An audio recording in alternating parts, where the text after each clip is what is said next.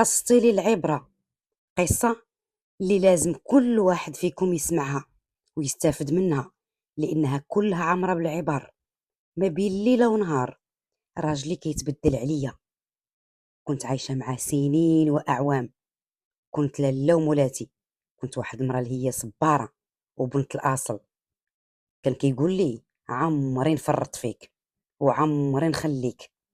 حتى جا النهار المشؤوم اللي جاب عليا الدرايرات، ماشي وحده ولا جوج، تزوج عليا وعيشني في الجحيم.